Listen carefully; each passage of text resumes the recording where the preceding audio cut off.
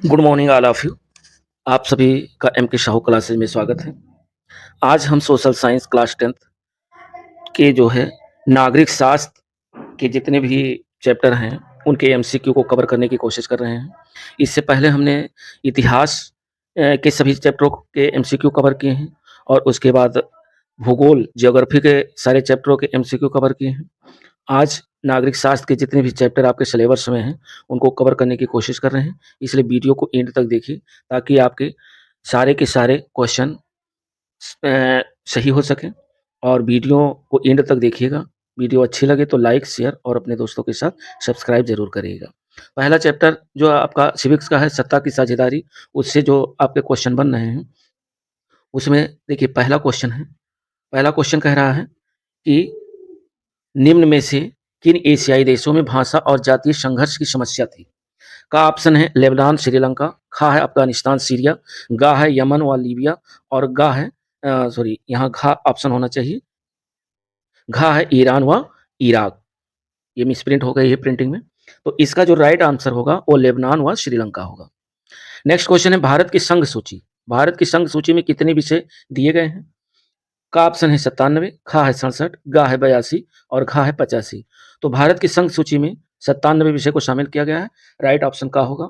Next question है Lebanon के संदर्भ में क्या सही नहीं है? का है सिर्फ सुन्नी मुसलमान ही प्रधानमंत्री होगा, खा है संसद का अध्यक्ष शिया मुसलमान होना चाहिए, गा है राष्ट्रपति कैथोलिक ईसाई होना चाहिए और घा ऑप्शन है उप प्रधानमंत्री यहूदी हो सकता है। तो 3 का जो राइट ऑप्शन है वो आपका घा है, उप प्रधानमंत्री यहूदी हो सकता है। इसका राइट आंसर घा है। नेक्स्ट चौथा नंबर क्वेश्चन है कि सत्ता की साझेदारी ठीक है क्योंकि? सत्ता की साझेदारी ठीक है क्योंकि का ऑप्शन है ये विभिन्न सामाजिक समूहों के बीच टकराव को बढ़ावा देती है, खा ऑप्शन है ये राजनीति में अस्थिरता को सुनिश्चित कर बनाती है, गा ऑप्शन है इसमें विभिन्न सामाजिक समूहों के बीच टकराव का संदेश कम हो जाता है और घा है इसमें हिंसा बढ़ जाती है। तो इसका जो राइट ऑप्शन है वह गा है, इसमें विभिन्न सामाजिक समूहों के बीच टकराव का अंदेशा कम हो जाता है। नेक्स्ट क्वेश्चन है बेल्जियम। बेल्जियम में सामान्य रूप से कौन सी 2 भाषाएं बोली जाती हैं? का ऑप्शन है फ्रेंच और अंग्रेजी, खा ऑप्शन है डच और अंग्रेजी, गा ऑप्शन है फ्रेंच और डच और घा ऑप्शन है डच और सिंघली।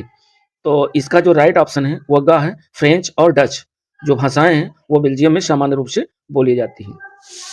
नेक्स्ट क्वेश्चन है यूरोपीय संघ का मुख्यालय कहाँ है? यूरोपीय संघ का मुख्यालय कहाँ है?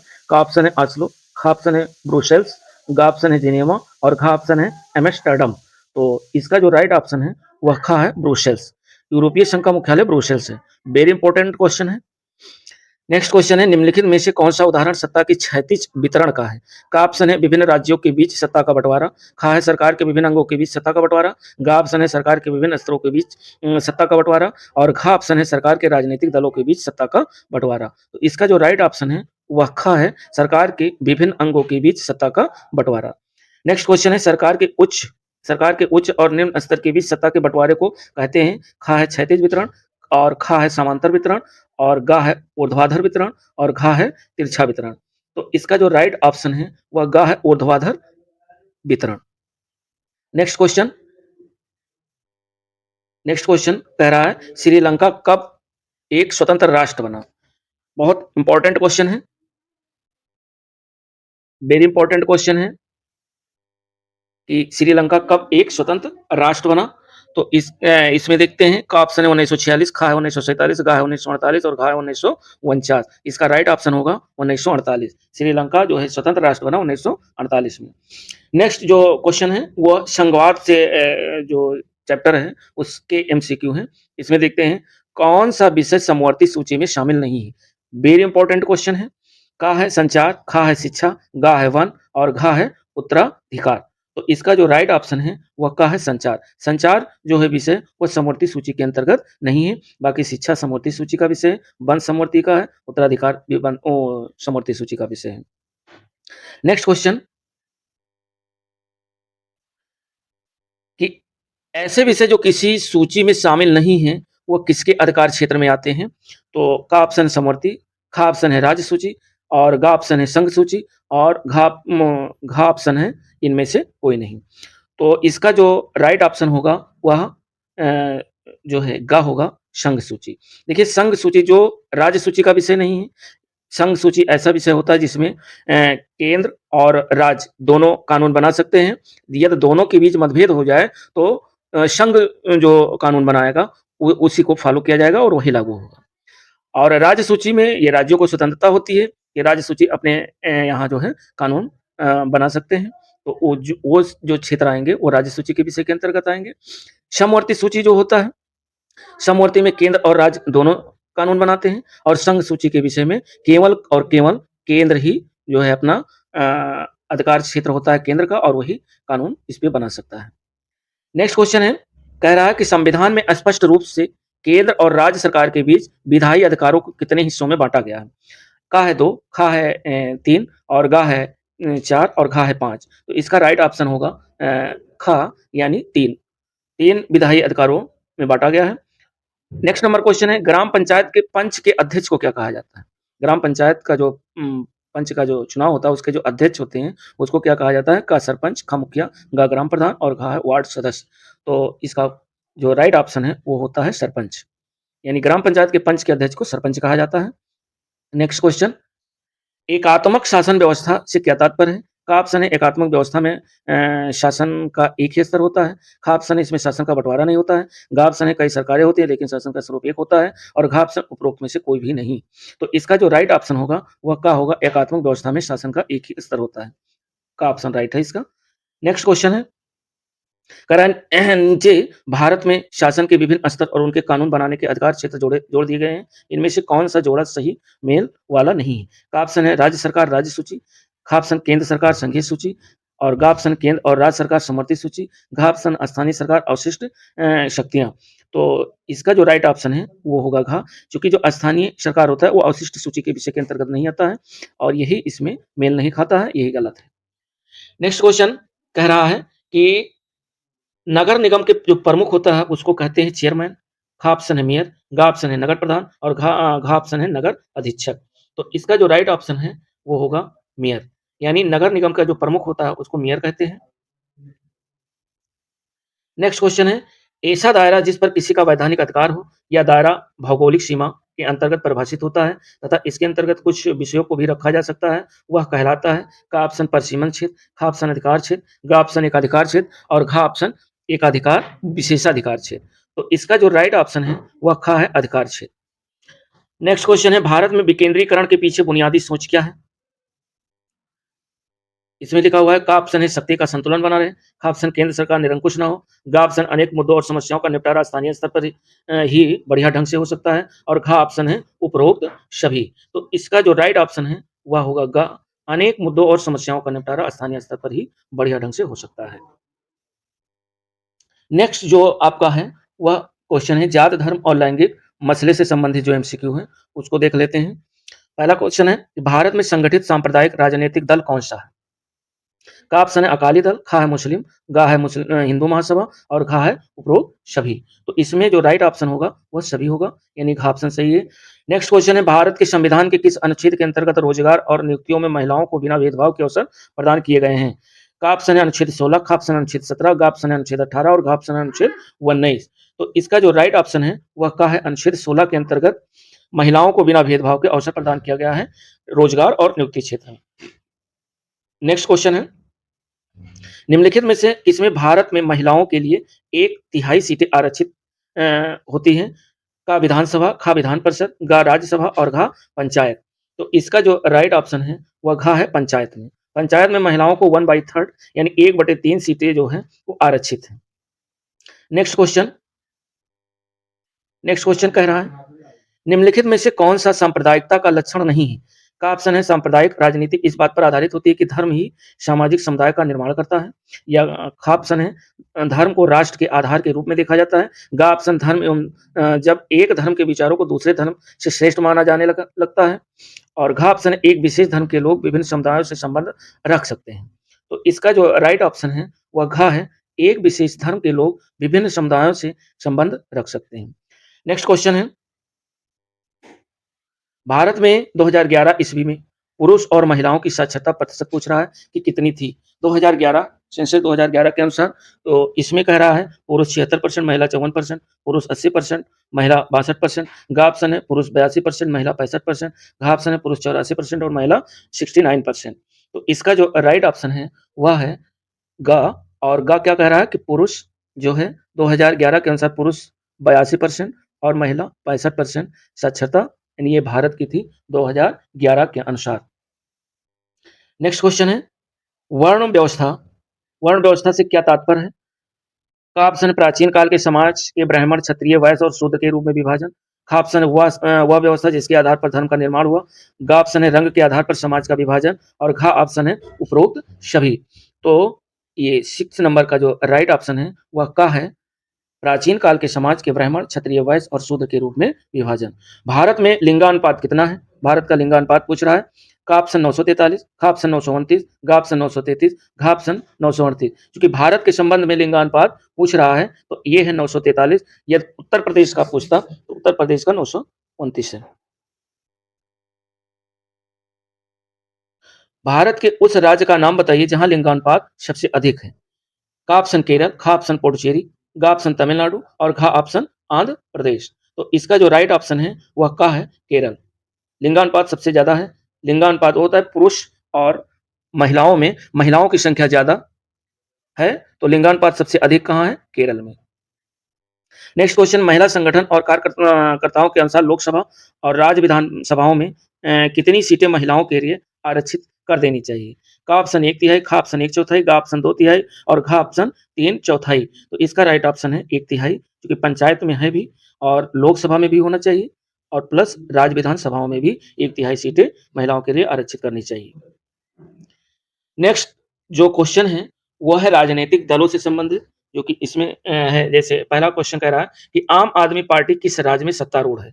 तो का ऑप्शन पंजाब, का ऑप्शन केरल, का ऑप्शन दिल्ली और घ ऑप्शन गोवा। तो अब अगर देखा जाए तो ये चूंकि पुराना क्वेश्चन था, आम आदमी पार्टी पहले के हिसाब से देखा जाए तो दिल्ली, लेकिन इस समय पंजाब में भी इसकी सरकार है और दिल्ली में भी सरकार है, तो इस हिसाब से यहाँ ऑप्शन दोनों बनते हैं। नेक्स्ट क्वेश्चन है निम्न में से कौन बहुजन समाज पार्टी के प्रेरणा स्रोत हैं? का ऑप्शन महात्मा ज्योतिबा फुले, ख ऑप्शन बाबा साहब अम्बेडकर, ग ऑप्शन पेरियार रामास्वामी और घ ऑप्शन उपयुक्त सभी। तो इसमें जो है इसका राइट ऑप्शन होगा ये सभी, महात्मा ज्योतिबा फुले, भीमराव अम्बेडकर, पेरियार रामास्वामी। नेक्स्ट क्वेश्चन भारतीय कम्युनिस्ट पार्टी मार्क्सवादी विचारधारा के मुख्य विशेषताएं कौन सी हैं? इसमें का ऑप्शन है मार्क्सवाद, लेबनान में विश्वास और ख ऑप्शन है धर्मनिरपेक्षता और लोकतंत्र की समर्थक और ग ऑप्शन है साम्राज्यवाद और सांप्रदायिकता के विरोधी और घ ऑप्शन है उपयुक्त सभी। तो इसका जो राइट ऑप्शन है वह घ है उपयुक्त सभी। Next question Bharatiya Janata party की अवधारणा के मुख्य तत्व क्या है? का ऑप्शन सांस्कृतिक राष्ट्रवाद या हिंदुत्व, ख ऑप्शन भारत की प्राचीन संस्कृत और मूल्यों से प्रेरणा लेकर मजबूत होना और ग ऑप्शन है आधुनिक भारत बनाने का लक्ष्य और घ ऑप्शन है उपयुक्त सभी। तो इसका जो राइट ऑप्शन है उपयुक्त सभी, यानी चारों विकल्प इसके सही हैं। नेक्स्ट क्वेश्चन निम्नलिखित में से कौन सा जोड़ा सही नहीं है? अगर दल इधर दिया हुआ है और एक साइड में चुनाव चिन्ह दिया हुआ, तो भारतीय जनता पार्टी का चुनाव चिन्ह कमल का फूल है। भारतीय राष्ट्रीय कांग्रेस का ये भी सही है, हाथ का पंजा है। और बहुजन समाज पार्टी इसका भी चुनाव चिन्ह हाथी है। और भारतीय कम्युनिस्ट पार्टी इसका चुनाव चिन्ह साइकिल नहीं है। साइकिल जो चुनाव चिन्ह है वो सपा यानी एसपी का है। समाजवादी पार्टी का जो है चुनाव चिन्ह साइकिल है। नेक्स्ट क्वेश्चन तो इसमें जो राइट ऑप्शन होगा 5 का वो घ गलत है। नेक्स्ट क्वेश्चन है निम्न में से कौन सा क्षेत्रीय दल का उदाहरण नहीं है? का ऑप्शन है असम गण परिषद, ख ऑप्शन है शिवसेना, ग ऑप्शन है तेलुगु देशम पार्टी और घ ऑप्शन है राष्ट्रवादी कांग्रेस पार्टी।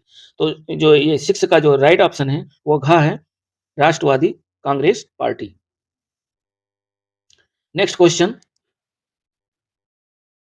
कह रहा है निम्नलिखित में से कौन से दल भारत के राष्ट्रीय दल के उदाहरण है? तो का ऑप्शन है बहुजन समाज पार्टी, भारतीय जनता पार्टी, ख ऑप्शन है भारतीय राष्ट्रीय कांग्रेस और भारतीय कम्युनिस्ट पार्टी, ग ऑप्शन है राष्ट्रवादी कांग्रेस पार्टी, मार्क्सवादी कम्युनिस्ट पार्टी। इसमें पूछ रहा है राष्ट्रीय दल के उदाहरण है, तो ये सभी जो है राष्ट्रीय दल के उदाहरण है। नेक्स्ट क्वेश्चन कह रहा है कि राजनीतिक दलों के सामने कौन सी चुनौतियां होती हैं? आंतरिक लोकतंत्र का न होना, वंशवाद, धन और आपराधिक तत्वों का प्रभाव और घ ऑप्शन है उपयुक्त सभी। तो इसका जो राइट ऑप्शन है उपयुक्त सभी। ये सारी चुनौतियाँ राजनीतिक दलों की होती हैं। अब जो अगला जो चैप्टर के एमसीक्यू हैं, वो हैं लोकतंत्र के परिणाम। इसमें बस 7-8 क्वेश्चन हैं, इसको देख लेते हैं। लोकतंत्र का प्रमुख गुण निम्न में से कौन-सा है? क है देशभक्ति की भावना, ख है राष्ट्र चरित्र का निर्माण, ग है प्रगतिशील सरकार और घ है उपयुक्त सभी। तो इसमें राइट ऑप्शन होगा डी यानी उपयुक्त सभी। निम्न में से कौन लोकतंत्र का दुष्परिणाम है? क है धनी व्यक्तियों का शासन, ख है दलों का दुष्परिणाम और ग है बहुमत की तानाशाही और घ ऑप्शन है उपयुक्त सभी। तो लोकतंत्र का जो दुष्परिणाम है उपयुक्त सभी यानी डी विकल्प सही है। नेक्स्ट क्वेश्चन, निम्नलिखित में से कौन-सा कथन सही नहीं है? सही नहीं है। क ऑप्शन आर्थिक समृद्धि के मामले में लोकतांत्रिक सरकार से तानाशाहियों का रिकॉर्ड बेहतर। ख ऑप्शन है लोकतांत्रिक व्यवस्था राजनीतिक समानता पर आधारित होती है। ग ऑप्शन है लोकतांत्रिक व्यवस्थाएं आर्थिक असमानताओं को कम करने में ज्यादा सफल नहीं हो पाई हैं और घ ऑप्शन है लोकतांत्रिक शासन में भ्रष्टाचार नहीं होता है। तो इसमें पूछ रहा है सही नहीं है, तो लोकतांत्रिक शासन में भ्रष्टाचार नहीं होता, यही सही नहीं है क्योंकि अधिकतर जो है लोकतांत्रिक उसमें होता है। नेक्स्ट क्वेश्चन है, लोकतंत्र में सबसे बड़ी चिंता क्या होती है? तो का ऑप्शन है लोकतंत्र में लोगों को अपना शासन चुनने का अधिकार होता है ताकि शासकों पर नियंत्रण बरकरार रहे। ख ऑप्शन है भ्रष्टाचार को खत्म करने की चिंता। ग ऑप्शन है आर्थिक विषमताओं को कम करने की चिंता। घ ऑप्शन है सामाजिक विषमताओं को कम करने की चिंता। तो इसका राइट ऑप्शन है का लोकतंत्र में लोगों को अपना शासक चुनने का अधिकार होता है ताकि शासकों पर नियंत्रण बरकरार रहे। नेक्स्ट क्वेश्चन है, कह रहा है लोकतंत्र में निर्णय लेने में देरी क्यों होती है? देरी क्यों होती है? का ऑप्शन है जनता की भावनाओं को ध्यान में रखकर निर्णय लिए जाते हैं। ख ऑप्शन लोकतंत्र में विचार विमर्श तथा सोच समझ कर निर्णय लिए जाते हैं। ग ऑप्शन है लोकतंत्र में सरकारी तंत्र के माध्यम से निर्णय लिए जाते हैं। घ ऑप्शन है लोकतांत्रिक शासन में प्रशासनिक तंत्र ढीला ढाला होता है। तो इसका जो राइट ऑप्शन है वो ख है लोकतंत्र में विचार विमर्श तथा सोच समझ कर निर्णय लिए जाते हैं। नेक्स्ट क्वेश्चन है, कह रहा है कि क्या लोकतांत्रिक सरकार कार्यकुशल होती है? का ऑप्शन है कार्यकुशल होती है लेकिन आंशिक रूप से। ख ऑप्शन है कार्यकुशल होती है लेकिन फैसले लेने की प्रक्रिया में काफ़ी देरी होती है। ग ऑप्शन कार्यकुशल होती है लेकिन सरकार के समक्षता में कमी है और घ ऑप्शन है कार्यकुशलता होती है लेकिन भ्रष्टाचार अधिक होता है। तो इसका जो राइट ऑप्शन है वो है ख, कार्यकुशल होती है लेकिन फैसले लेने की प्रक्रिया में काफ़ी देरी होती है। नेक्स्ट क्वेश्चन है, शिफ्ट नंबर, कह रहा है लोकतांत्रिक देशों में कौन सी भिन्नताएं पाई जाती हैं? का ऑप्शन है सामाजिक भिन्नताएं, ख ऑप्शन है आर्थिक भिन्नताएं, ग ऑप्शन है सांस्कृतिक भिन्नताएं और घ ऑप्शन है उपयुक्त सभी। तो इसका जो राइट ऑप्शन है उपयुक्त सभी भिन्नताएं पाई जाती हैं लोकतांत्रिक में। नेक्स्ट क्वेश्चन और आखिरी क्वेश्चन है कि देश का आर्थिक विकास किन कारकों पर निर्भर करता है? का ऑप्शन है वैश्विक स्थिति, ख ऑप्शन है देश की जनसंख्या का आकार, ग ऑप्शन है अन्य देशों से सहयोग और घ ऑप्शन है उपयुक्त सभी। तो इसमें जो देश के आर्थिक विकास ये सभी कारकों पर निर्भर करती है, इसलिए उपयुक्त विकल्प डी सही होगा। वीडियो एंड तक देखने के लिए धन्यवाद और इसको आप लोग सारे क्वेश्चन रट डालिए।